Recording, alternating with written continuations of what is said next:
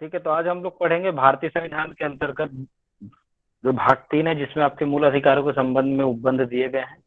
उसका अनुच्छेद 19(1) में जो आपका अंतिम जो अधिकार है, 19(1)(6) में बताया गया है, कोई वृत्ति, उपजीविका, व्यापार या कारोबार करने का अधिकार होगा। तो ये सभी नागरिकों के लिए अधिकार दिया गया है, जिसपे युक्त निर्बंधन लगाए जा सकते हैं। तो हम पहले से थोड़ा सा डिस्कस करते हैं कि पहले तो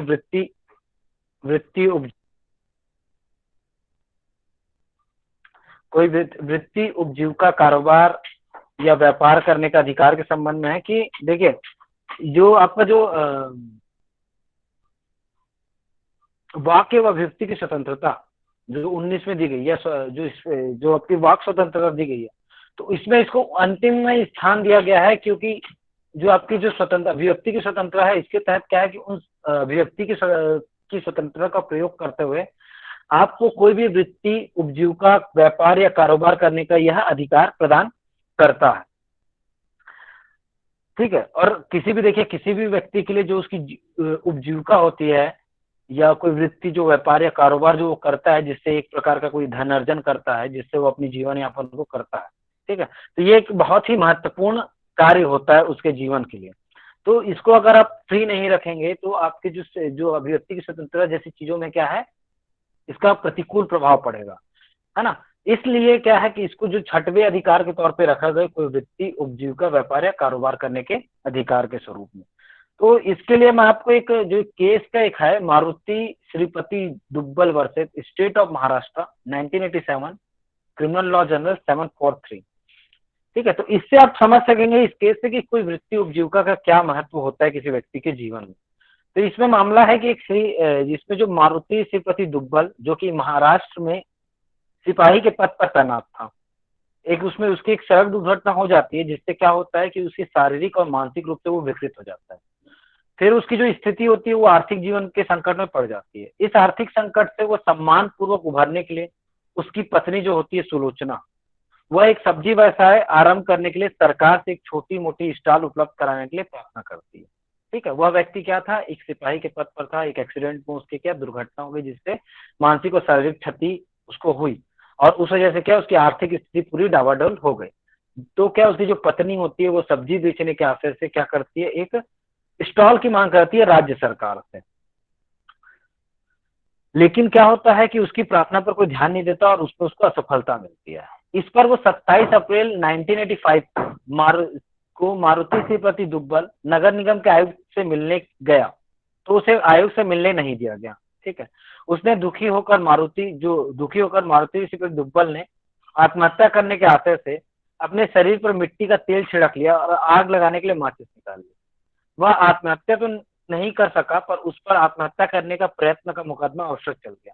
ठीक है, इस मामले में कई वैधानिक प्रश्न उठे। एक, क्या जीवन का अर्थ क्या है? क्या जन्म से मृत्यु तक जीवित रहना ही इसका अर्थ है? न्यायालय ने जीवन का अर्थ वास्तविक जीवन माना है। वास्तविक जीवन का अर्थ है सम्मान पूर्वक जीवन। सम्मान पूर्वक जीवन के लिए सरकार से कई अपेक्षाएं की जाती है।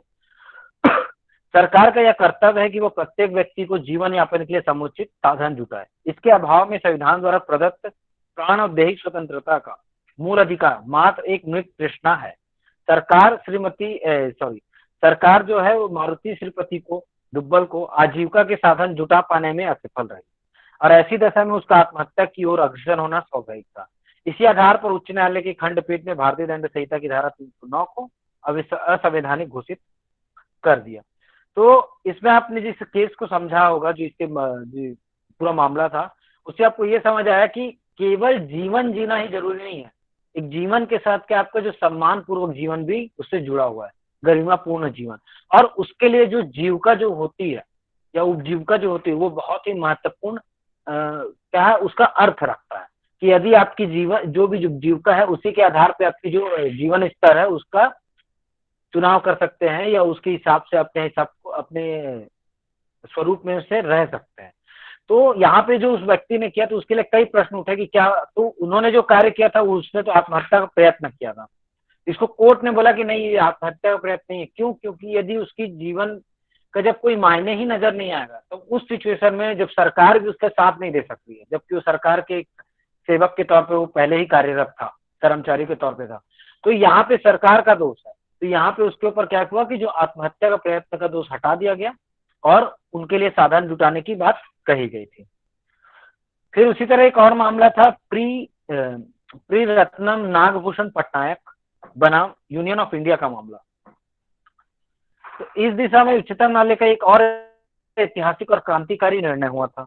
इसमें न्यायाधीशों ने बंबई उच्च न्यायालय के मत को पुष्टि करते हुए, जो आपका पूर्व में मारुति श्रीपति दुग्गल का जो मामला था, ठीक है, उसी मामले के तहत उन्होंने धारा जो 309 है, ठीक है, जो आईपीसी की धारा है 309, जो आपको बताती है आत्महत्या के प्रयत्न के संबंध में वह प्रावधान करती है। तो उसमें उड़ीसा के जो नागभूषण पटनायक तथा पी रत्नम की 2 रिट याचिकाओं की सुनवाई करते हुए न्यायाधीश आर एन सहाय और न्यायाधीश बी एल हांसिया ने कहा कि जो भारतीय दंड आईपीसी की धारा 309 संविधान के अनुच्छेद 21 का उल्लंघन है जो जीवन का मूल अधिकार प्रदान करता है। और न्यायाधीशों की खंडपीठ ने तो यहाँ तक कह दिया कि 309 को भारतीय संहिता से ही निकाल देना चाहिए। न्यायाधीशों ने कहा कि आत्महत्या को किसी धर्म, नैतिकता अथवा लोक नीति के विरुद्ध नहीं कहा जा सकता। इससे ना तो समाज पर कोई दुष्प्रभाव पड़ता है, ना ही किसी को नुकसान होता है। न्यायाधीश ने अपने निर्णय के समर्थन में कई उदाहरण दिए। उन्होंने कहा कि जो राष्ट्रपति महात्मा गांधी का उदाहरण देते हुए कहा कि वे मृत्यु को अपना मित्र मानते थे। उनकी दृष्टि में मृत्यु पीड़ाओं से मुक्ति प्रदान करती है। किसी अपंग, हारे हुए व्यक्ति की तरह मरना अच्छा नहीं है। तो वस्तुतः प्राण और दैहिक स्वतंत्रता का अधिकार मात्र येन केन प्रखंड जीवन जीने से नहीं, इसका अर्थ है सम्मान पूर्वक जीने से और अपनी क्षमता अनुसार उस कार्य को अपनाने से और उस कार्य के लिए अपेक्षित रहने से। जैसे आज के समय में अगर कोई व्यक्ति पढ़ लिख कर अगर अच्छी नौकरी की चाह रखता है और उसके लिए वो कार्य करता है, ठीक है, तो उसकी जो अपेक्षा है वो उसकी पूरी होनी चाहिए, क्योंकि उसने उतनी मेहनत की है। तो इसी संबंध में आपका 19(1)(6) के बारे में जो उपबंध है वो बताया गया। फिर एक केस था आपका श्रीमती ज्ञान कौर बनाम स्टेट ऑफ महाराष्ट्र का, पंजाब का। इस मामले में जो पूर्व के जो निर्णय दिए गए थे 309 को असंवैधानिक जिससे घोषित कर दिया गया था, ठीक है। तो इस मामले में ज्ञान कौर के केस में कहा गया कि 309 को संवैधानिक करार दिया और जो पूर्व में कहा गया था कि जीने के अधिकार में मरने का अधिकार सम्मिलित है, लेकिन इस मामले में कह दिया कि जीवन के अधिकार में मरने का अधिकार शामिल नहीं किया जा सकता। इसलिए 309 का जो अवधारणा दी गई, जो उपबंध दिया गया है भारतीय दंड संहिता में, वो संवैधानिक है, ठीक है। तो यह तो किसी भी व्यक्ति के जीवन बहुत ही महत्वपूर्ण होता है कि इन्हीं के माध्यम से क्या वो अपनी जीविका उपार्जन करता है। अब इसीलिए जो हमका जो अनुच्छेद 19 है वह इसकी स्वतंत्रता प्रदान करता है, या इसका एक अधिकार के तौर पे हम इसको देखते हैं कि आप कोई भी वृत्ति अपना सकते हो, आपको जैसी उपजीविका चाहिए वो ले सकते हो, आप अपने इच्छा अनुसार कोई भी व्यापार शुरू कर सकते हो और खत्म कर सकते हो, कोई किसी भी तरह का कारोबार कर सकते हो। अब ये तो आपको कोई भी वृत्ति उपजीविका अपनाने के लिए क्या एक छूट देता है, ठीक है। आपकी इच्छा है कि आपको टीचर बनना है तो आप टीचिंग फील्ड की तरफ जाओ, आपको बिजनेस करना है तो आप बिजनेस करो, आपको और कोई काम है, आपको सोशल वर्क करना है सोशल वर्क करो, जिससे भी आपको जैसी इच्छा है कि जिससे आपकी उपजीविका चले, जिससे आपका जीवन यापन सम्मान पूर्वक चल सके, उन चीजों को करने के लिए आप स्वतंत्र हैं।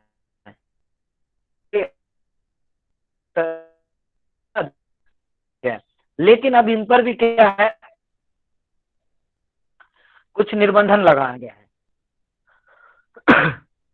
ठीक है। तो उन्हीं निर्बंधनों के बारे में हम चर्चा करेंगे जो आपका कहता है 19(6) कहता है जो आपका है, उक्त खंड के उपखंड 6 की कोई बात उक्त उपखंड द्वारा दिए गए अधिकार के प्रयोग पर साधारण जनता के हितों में युक्त निर्बंधन जहां तक कोई विद्यमान विधि अध्यारोपित करती है वहां तक उसके प्रवर्तन पर प्रभाव नहीं डालेगी, या वैसे निर्बंधन अधिरोपित करने वाली कोई विधि बनाने से राज्य को निवारित नहीं करेंगी। और विशिष्टया उक्त उपखंड की कोई बात कोई वृत्ति, उपजीविका, व्यापार या कारोबार करने के लिए सहायक के लिए आवश्यक वृत्ति या तकनीकी अर्हताओं से है। दूसरा कहता है राज्य द्वारा राज्य के स्वामित्व व नियंत्रण में किसी निगम द्वारा कोई व्यापार, कारोबार, उद्योग या सेवा नागरिकों का पूर्णतः या भागतः अपवर्जन करके या अन्यथा चलाए जाने से जहां तक कोई विद्यमान विधि संबंध रखती है वहां तक उसके प्रवर्तन पर प्रभाव नहीं डालेगी, या इस प्रकार संबंध रखने वाली कोई विधि बनाने से राज्य को निवारित नहीं करेगी। तो ये उन निर्बंधनों की बात कहता है कि आपके किसी वृत्ति उपजीविका व्यापार के लिए किस प्रकार की निर्हताएं या किस प्रकार का निर्बंधन लगाया जा सकता है। तो पहला तो ये बोल दिया है कि साधारण जनता के हित में, ठीक है। तो साधारण जनता के हित में किसी भी व्यापार पे पाबंदी लगाई जा सकती है, जो क्या है वो उन जनता के हित में ना हो। जैसे एक साधारण सी बात है, किसी रिहायशी एरिया में अर्थात आबादी क्षेत्र में अगर कोई कारखाना खुल जाए तो वो अन्य व्यक्ति को क्या है कि उसकी वृत्ति उपजीविका के स्वतंत्रता के लिए क्या है वहां पे प्रतिबंधित किया जा सकता है, क्योंकि आबादी क्षेत्र है। यहाँ पे क्या हो सकता है, आपका जो द्वारा जो कंपनी है, जो भी उद्योग लगाया जा रहा है, उससे व्यक्तियों को नुकसान होगा। ये साधारण जनता के हित के प्रतिकूल है, इसलिए वो परमिशन को क्या हो सकता है, मना किया जा सकता है।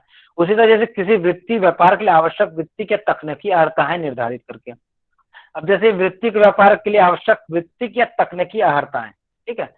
तो वृत्तिक और तकनीकी अर्हता अर्थात की एलिजिबिलिटी की बात कहते हैं कि किसी व्यापार को करने के लिए, जैसे आपको मेडिकल स्टोर खोलना है, तो मेडिकल स्टोर का बिजनेस खोलने के लिए आपको क्या स्वतंत्रता तो है, लेकिन उसके लिए क्या अर्हता है कि आपके पास बी फार्मा की डिग्री होनी चाहिए, ठीक है। उसी तरह आपको कोई उद्योग लगाना है, तो उस उद्योग से संबंधित जो तकनीकी अर्हता है वो आपके पास होनी चाहिए। वो चाहे तो आपके डिग्री फॉर्म में हो सकती है, चाहे तो आपके योग्यता के आधार पे हो सकती है, या आपके एक्सपीरियंस के आधार पे भी हो सकती है। जैसे कोई व्यक्ति है जिसको क्या है 10 सालों का घर बनाने का अनुभव है, ठीक है, तो वो किसी कंपनी में जाके ये बोल सकता है कि 10 सालों का मेरे पास एक अनुभव है, इस आधार पे आप मेरे को रख लीजिए, ठीक है। यदि वो इसलिए कोई कंपनी है तो वो क्या किसी की कोई किसी भी जॉब के लिए इस टाइप का भी कंडीशन रखती है कि या तो उनके पास इस प्रकार की डिग्री हो, या वो उनके पास इतना एक्सपीरियंस हो। तो उस आधार पे क्या होता है कि विभिन्न प्रकार के लोगों को नई जीविका प्रदान होती है, ठीक है। फिर यहाँ पे जो तीसरा वर्जन हुआ है कि नागरिकों को पूर्णता या भागता किसी व्यापार या कारोबार से बहिष्कृत या अपवर्जित करके, ठीक है। तो ये कि इन चीजों के लिए पूर्णता या भागता किसी प्रकार का जो है राज्य सरकार नियम बनाएगी, जिससे वो क्या है नागरिकों को पूर्णता मतलब पूरी तरह से या उसके कुछ भाग के लिए किसी व्यापार या कारोबार से बहिष्कृत कर सकती है या अपवर्जित करके रख सकती है। और ये जितने भी निर्बंधन है वो युक्त होने चाहिए और लोकहित के अनुसार होने चाहिए, ठीक है। तो ये निर्बंधनों के बारे में और हम आगे अच्छे से चर्चा करते हैं। यहाँ तक की चीजें आपको समझ आ गई होगी करीबन।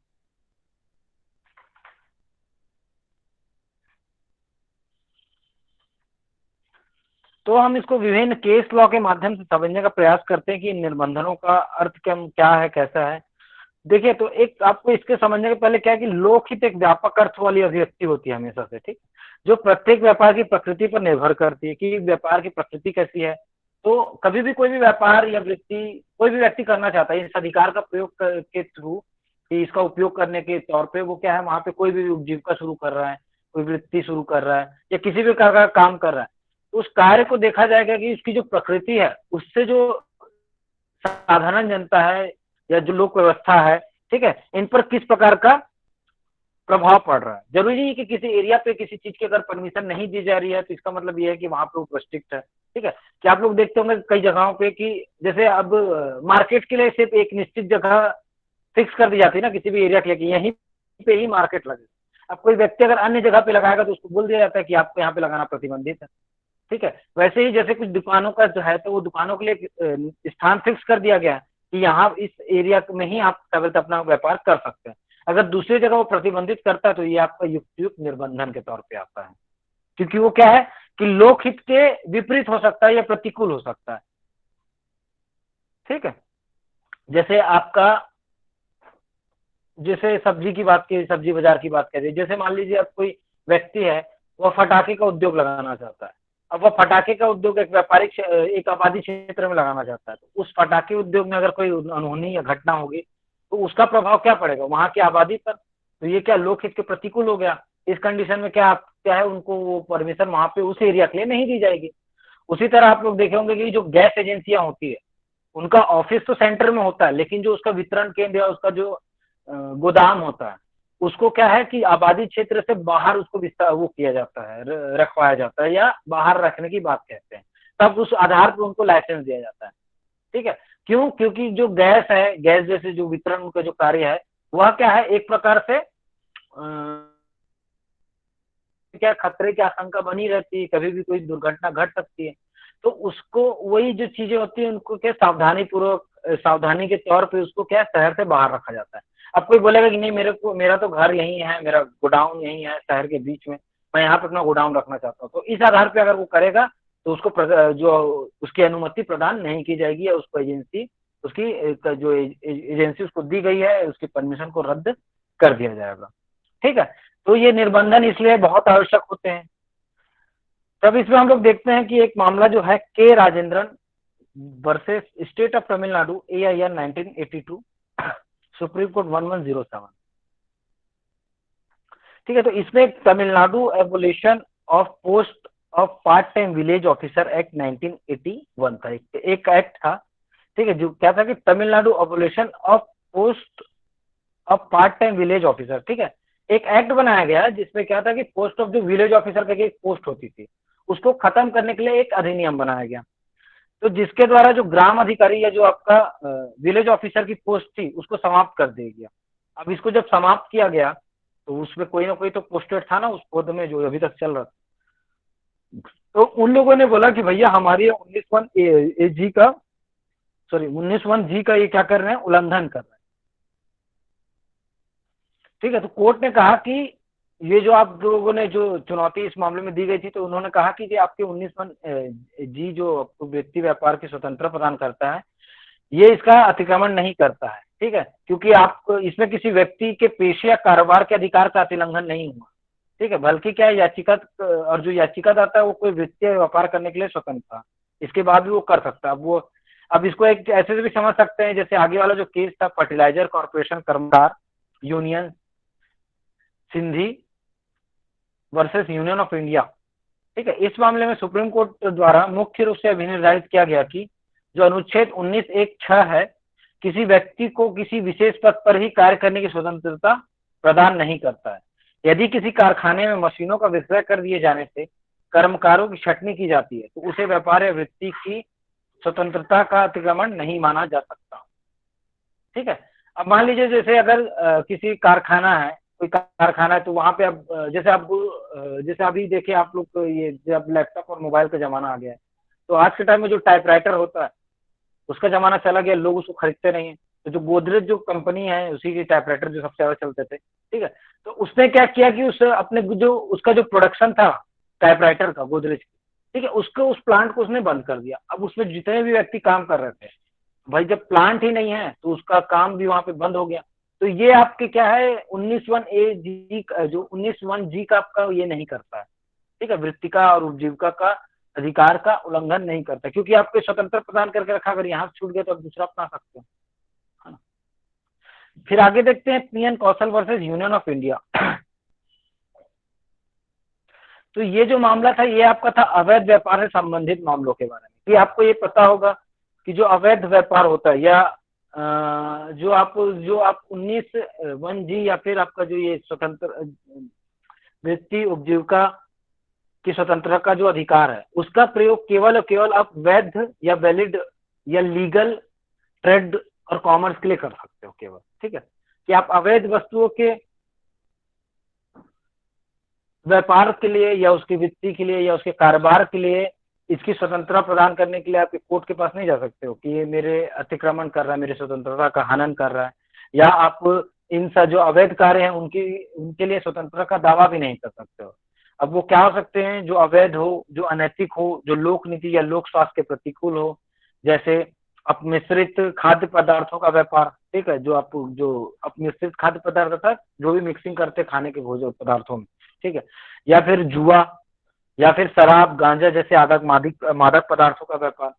ठीक है, तो इन सब मामलों में क्या है कि अवैध व्यापारों के लिए आप अपने 19(1)G है उसका प्रयोग नहीं कर सकते, या इसकी क्या बोलते हैं दावा नहीं कर सकते कि इनकी स्वतंत्रता हमको प्रदान नहीं की जा रही है, क्योंकि इस पर क्या युक्तियुक्त निर्बंधन लगाए गए हैं। तो इसी में एक मामला था आपका PN Kaushal versus union of India 1987। ठीक है, इस मामले में मदिरा के व्यवसाय पर लोक स्वास्थ्य, नैतिकता और जन कल्याण को दृष्टिगत रखते हुए राज्य द्वारा निर्बंध लगा सकने की बात कही गई थी। ठीक है, कि जब भी कोई मदिरा या जो भी मतलब अवैध कार्य होता है ना, तो उनके लिए क्या जो मतलब जो भी ये मादक द्रव्य से संबंधित जो भी व्यापार होते हैं उसके लिए क्या राज्य विशेष रूप से अनुमति प्रदान करती है, लाइसेंस देती है जिसके लिए। ठीक है, तो इनमें बोला गया कि लोक स्वास्थ्य नैतिकता और जन कल्याण को दृष्टिगत रखते हुए राज्य सरकार उस पर निर्बंधन लगा सकती है, उसके लिए अपने लाइसेंस व्यवस्था लगा सकती है, वो अपने हिसाब से उनके ऊपर के लिए नियम कानून बना सकती है। और ऐसे मामले में अगर जो राज्य सरकार नियम बनाती है तो आप ये नहीं कह सकते कि आपकी 19 वन जी का आपका उल्लंघन हो रहा है। समझ आ रहा होगा आपको यहाँ तक की चीजें।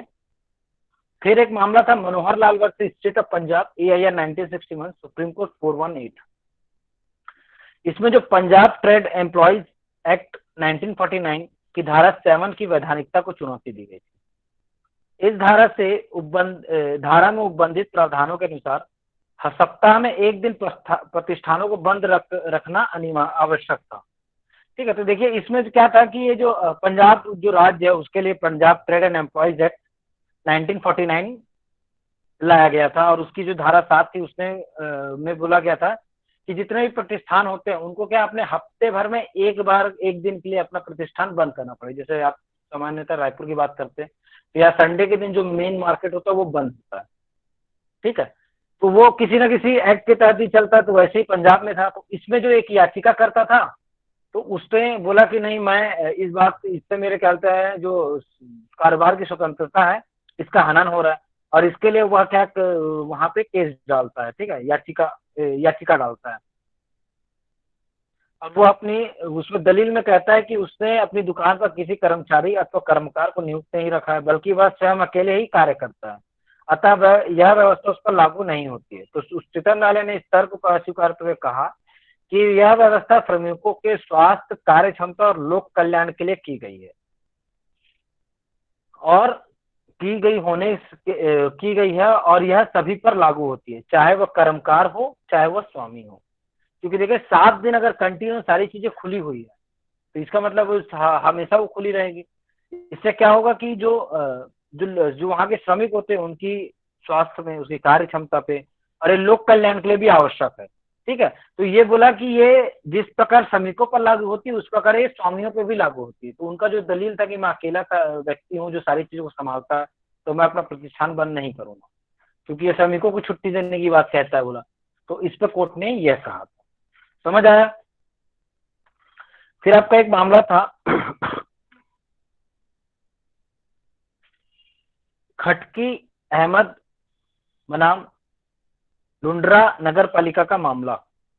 इसमें नगर पालिका ने याचिकादाता को एक क्षेत्र विशेष में मांस की दुकान के लिए लाइसेंस देने से इनकार कर दिया था। ठीक है, तो इसमें क्या है कि नगर पालिका राज्य है कि नहीं है ये आप लोग बताइएगा मैसेज में। ठीक है, कि नगर पालिका ने क्या किया कि लाइसेंस देती है, जो भी आपका जितने भी व्यापार होते हैं उसके लिए सारे जो वो लाइसेंस है या परमिट अनुमति पत्र है वो कौन इशू करता है? आपका नगर पालिकाएं के द्वारा होता है।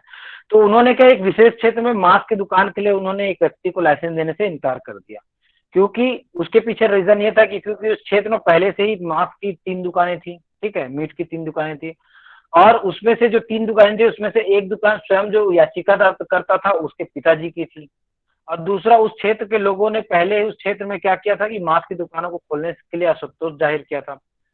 ठीक है, तो इसलिए वो नई दुकानें खोलने के लिए वहां पे परमिशन नहीं देना चाहते थे, और इससे क्यों? क्योंकि लोक शांति या लोकहित के वो प्रतिकूल नजर आ रही थी। तो उस जो वो निर्बंधन था उसको क्या माना कोर्ट ने? युक्त माना था।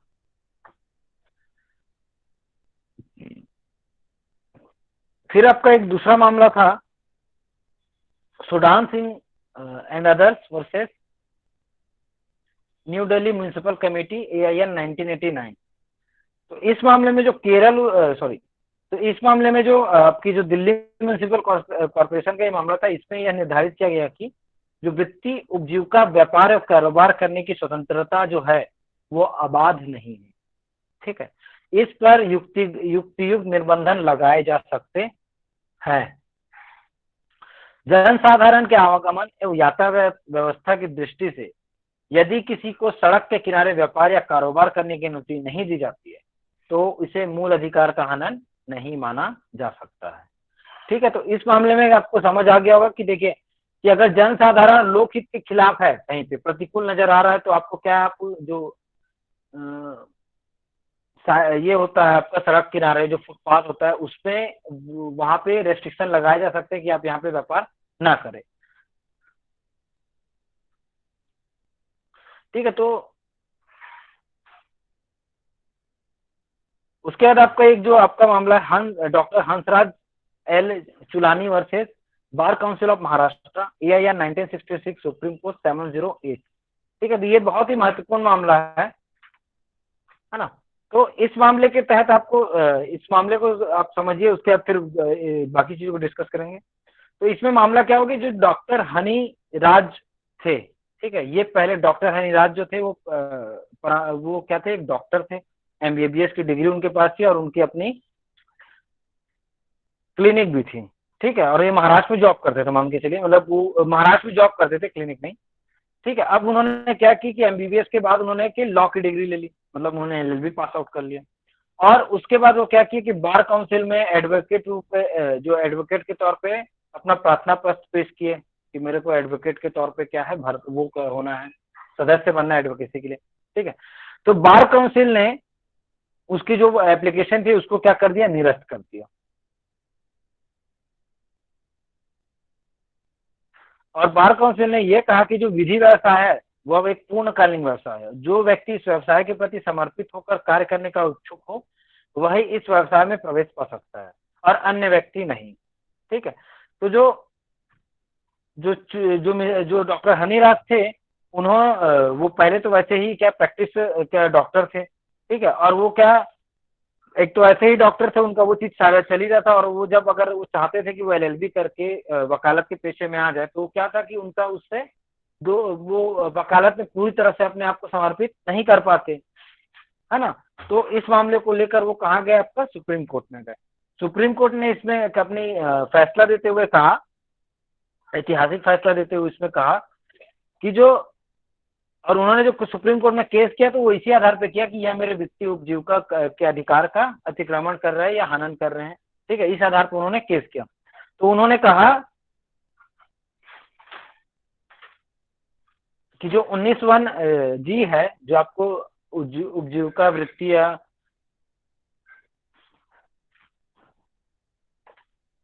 कारोबार करने की स्वतंत्रता प्रदान करती है, तो उसके तहत क्या है कि कोई भी आप जैसे जिस प्रकार का आपका व्यवसाय है कि वह आप पहले से ही क्या है चिकित्सा के व्यवसाय में लगे हुए हैं। ठीक है, और उसके बाद फिर आप चाहते हैं कि आप विधि के व्यवसाय में, तो ये दोनों क्या एक नोबल प्रोफेशन है, एक पवित्र कार्य होता है।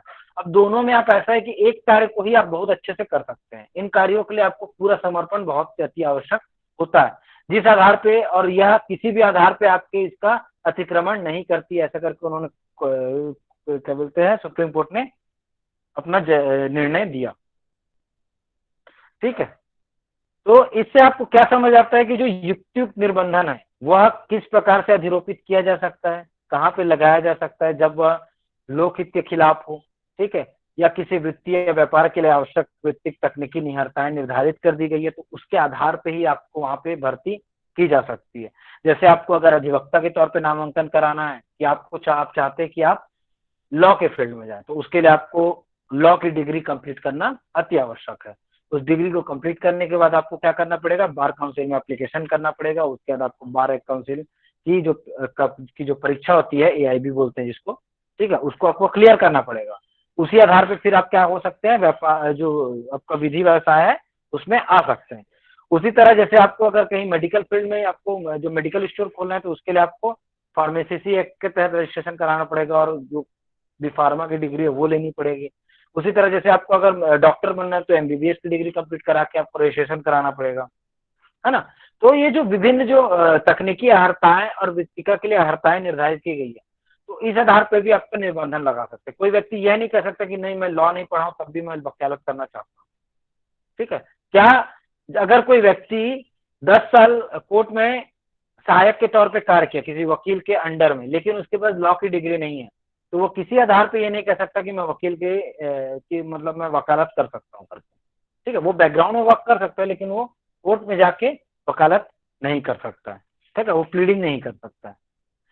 ठीक है, उसी प्रकार अगर कोई अमान्य कोई विद्यालय, जैसे कोई विद्यालय है, स्कूल है, जिसकी क्या रजिस्ट्रेशन कैंसिल हो गई है या कैंसिल कर दी गई है या उसको मान्यता ही प्रदान नहीं की गई है,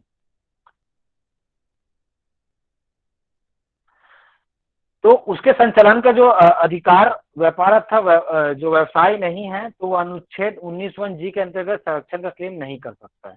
तो हमेशा याद रखिएगा, वैध कार्यों के लिए ही आपको ये संरक्षण मिलेगा, अवैध कार्यों के लिए कभी भी आपको इस प्रकार का कोई संरक्षण नहीं मिल सकता। तो मुझे लगता है कि आपको करीबन करीबन ये 19(1) की सारी चीज आपको समझ आ गई होगी। ठीक है, कि आपको सारे जो वाक्य और व्यक्ति की स्वतंत्रता के लिए जो आपकी जो मुख्य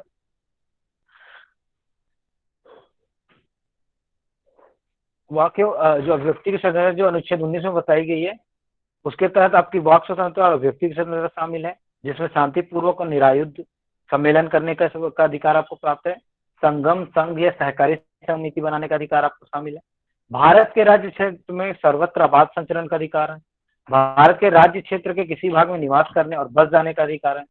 फिर आपका कोई वृत्ति, उपजीविका, व्यापार या कारोबार करने का अधिकार होगा।